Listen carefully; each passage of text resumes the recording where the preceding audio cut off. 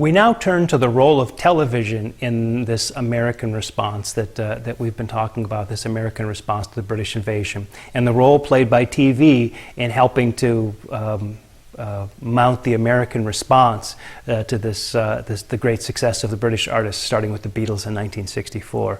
Now, when we think about the role of television in popular music, probably the place that we always go back to as our touchstone, our sort of original place, is American Bandstand. And we talked about American Bandstand way back when we were talking about the period between 1955 and 59, and especially that period between 59 and 63, a show coming out of Philadelphia hosted by Dick Clark, and a show that a lot of kids watched after school every day, mostly focused on dancing, was an important vehicle for a lot of the pop groups of the early 60s, the teen idols, the girl groups, people like that, the sweet soul groups, Drifters, Benny King, people like that. Well, as the 60s continued, these kinds of variety shows devoted to youth music started to spring up all over the place. The first one of the sort of a successor or two, although American Bandstand remained on the air until '80s. So when I talk about these other as being successors, I don't mean that American Bandstand went away. It continued to be very, very important. But one of the shows that came along after American Bandstand was already going was a show from the fall of 1964 called Shindig! Exclamation point, on ABC. It was hosted by a fellow named Jimmy O'Neill, and it would have a lot of the current acts would appear on Shindig. What's interesting, for our story at least, is that the show that it replaced on ABC, when Shindig came in and was like sort of, British invasion, American pop kind of stuff, what it replaced was a song called Hootenanny, which had been devoted entirely to music of the folk revival. So, there you can see the folk revival being displaced by what was happening with the British invasion and American pop in the mid-1960s. Well, once ABC started to have some success with Shindig, that was followed in January of 1965 on NBC by a show called Hullabaloo. Essentially the same kind of show, right, with a variety show geared at a kind of teen pop audience. The one that's most important to our show, our story, however, it was one that was developed by Dick Clark of American Bandstand for CBS and appeared in the summer of 1965 at about the same time as Mr. Tambourine Man, Like a Rolling Stone. And that was one called Where the Action Is. And the reason why Where the Action is important to us is because the house band for Where the Action Is was a group called Paul Revere and the Raiders. These other shows, Shindig and Hullabaloo, had lots of musicians on them, and they had regular sort of variety show kinds of hosts, but they didn't have a kind of house band. With Where the Action Is, you got to see Paul Revere and the Raiders on that show an awful lot. Paul Revere and the Raiders were a group that originated they're usually associated with the scene around the Pacific Northwest. In fact, they had recorded a version of Louie Louie not too long after the Kingsmen did, but it was the Kingsmen's album, the Kingsmen song, that got picked up for national distribution when it became a regional hit. And so Paul Revere and the Raiders kind of lost out. The group kind of broke up. The different guys, Paul Revere, who was the organ player, not the singer, drifted back to LA, got the group back together. The original lead singer, Mark Lindsay, came back. And so the group was back together in time to get this gig as the house band on Where the Action Is. But because the British had hit our shores, all these groups, the Beatles and the rest of them, they decided that what they would do, their gimmick would be they would wear American Revolutionary War outfits, complete with the three-cornered hats and the little buckled shoes and the stockings and the whole routine and the jackets and all that kind of thing. And so when you saw them, they were always wearing this Revolutionary War. Of course, the guy's name was Paul Revere, right? One if by land, two if by sea. And so you get this whole kind of American response to the British invasion, sort of Hollywood style. Anyway, these guys were also produced by Terry Melcher, who had produced The Byrds and recorded in L.A. That's where the show was filmed. Big hits for them: Just Like Me from '66, Kicks from '66, and Hungry from '66. In many ways, they took the garage band sound or the garage band approach and brought it more into the mainstream than anybody else, aside from the Kingsmen's hits. In fact, in many ways, Paul Revere and the Raiders taking their garage band sound and cleaning it up ended up sounding an awful lot like the Rolling Stones. But perhaps the biggest of these, when we start to talk about the influence of TV, perhaps the biggest figure for us to think about is this group, the Monkees.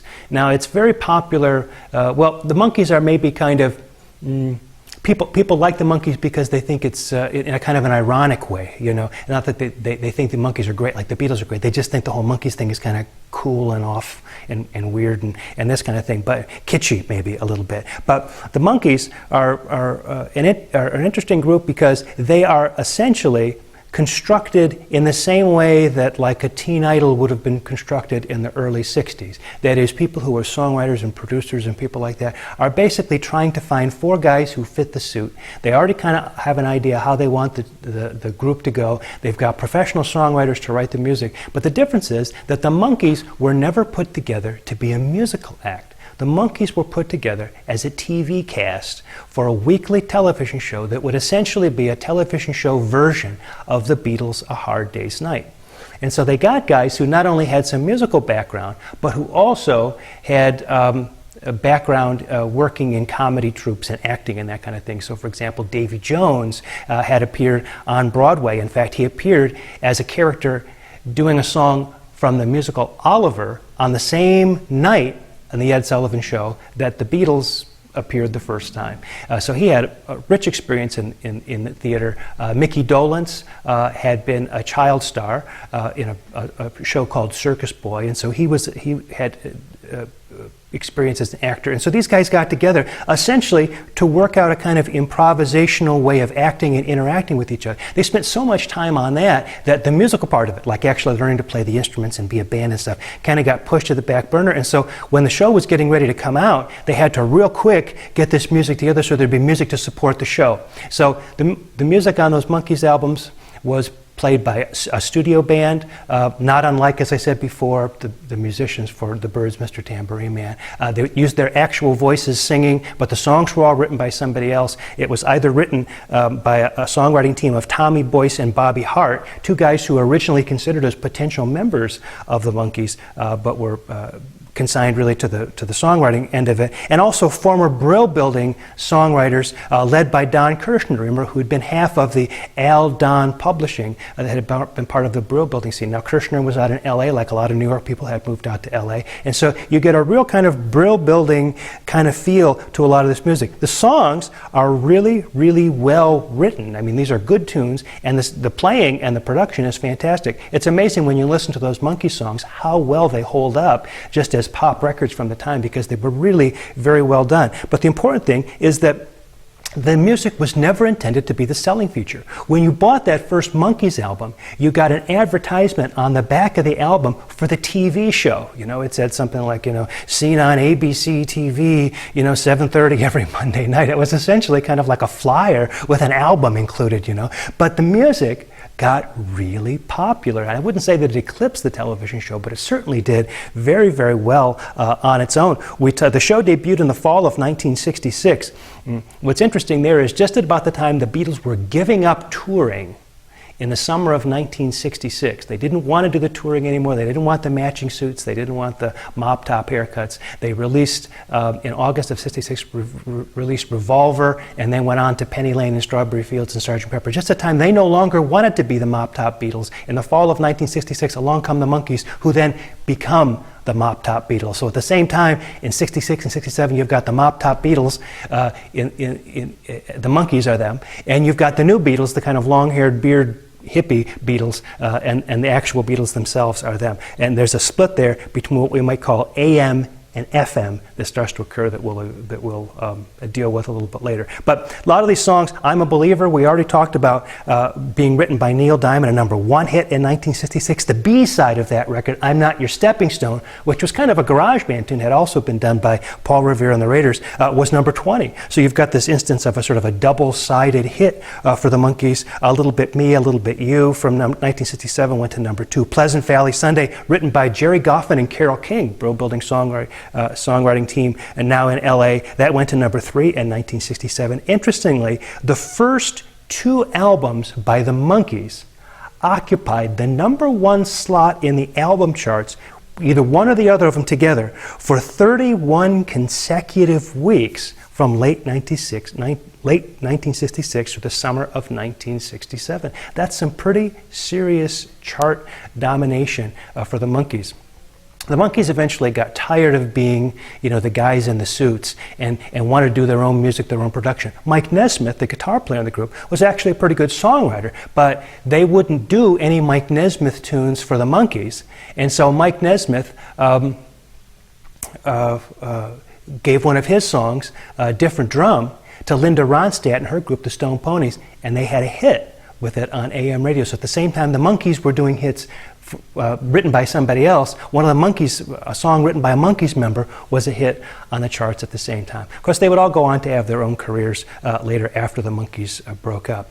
So let's turn a little bit now to some of the other kind of outrageous things that happened once the Monkees kind of broke out on TV. And this will take us into the period of psychedelia and into the early 70s, but I think it's fun just to kind of see what developed. We've got a cartoon show, The Archie Show, based on the Archie comic books, featuring an animated band, the Archies, entirely studio musicians, because, of course, cartoons can't really play and write their own songs, right? So it's entirely written by songwriters. And anyways, this animated band has a #1 hit in 1969 with Sugar Sugar, interestingly written in part by Jeff Barry, who'd been one of the Brill Building songwriters. We have a group of chimps from the television show that debuted in fall of 1970 on ABC called Lancelot Link Secret Chimps. The actual group was called Lancelot Link and the Evolution Revolution. On every show, the chimps would get up and sort of play a pop song. They had a single and an album. The single was called Sha La Love You. We're talking about chimps now, folks. This all leads to a more kind of organized version of that, which is debuting in the 1970 on ABC, The Partridge Family, featuring Shirley Jones and David Cassidy as a kind of a teen heartthrob. I Think I Love You, a #1 hit in 1970. So, like I say, this is taking us into the early 70s. Other important sort of heartthrobs from that period. Bobby Sherman, who'd been on a show called Here Come the Brides as early as 1968, had a hit in 1970 with Julie, Do You Love Me?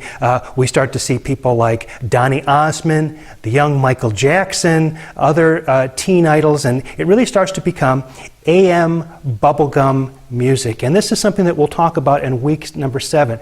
Mostly when we talk about our history of rock music, when we get into the end of the 60s, we follow the groups that did album-oriented rock. We talk about Sgt. Pepper's being the first concept album, and then we start to talk about groups that did mostly albums. But it should be noted that in this sort of TV rock thing we've sort of touched on a bit here, these groups continued to have hits on AM radio. AM radio tended to be the place where these sort of teen hits, bubblegum music ended up getting a lot of airplay and a lot of time. And FM radio, which began to develop in 67, 68, ended up being the place where most of the rock that we talk about is happening. So at the same time I'm telling you about the Grateful Dead or about Led Zeppelin, you have to realize that on the charts at the same time were people like Donny Osmond, Michael Jackson, Bobby Sherman, David Cassidy. They were on the charts as well as part of it. We tend not to follow that story through.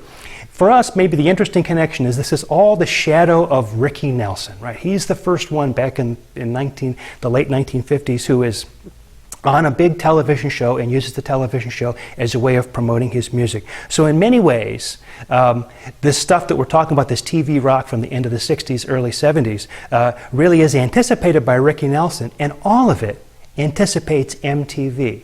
Which just about 10 years later, it's going to become very important that the video and the music go together during that period of time when, yes, MTV actually played music some of the time.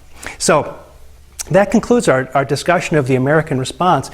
In next week, when we will turn our attention to black pop in the 1960s, the music of Motown, Stax, and James Brown. And what we'll find out is that while all of this stuff was happening, the British invasion on one hand, these American responses we've talked about going on this week, we're mostly talking about American responses as they occurred in white pop. But in black pop, there was a lot of music that was on the charts that's very, very important for us to take note of and to figure into the equation. If you take the hits, for example, of the Beatles and the Supremes and put them right next to each other in their period between 1964 and 1966, it's amazing how the Supremes seem to match the Beatles almost step for step most of the way. And as to that story, we'll turn next week.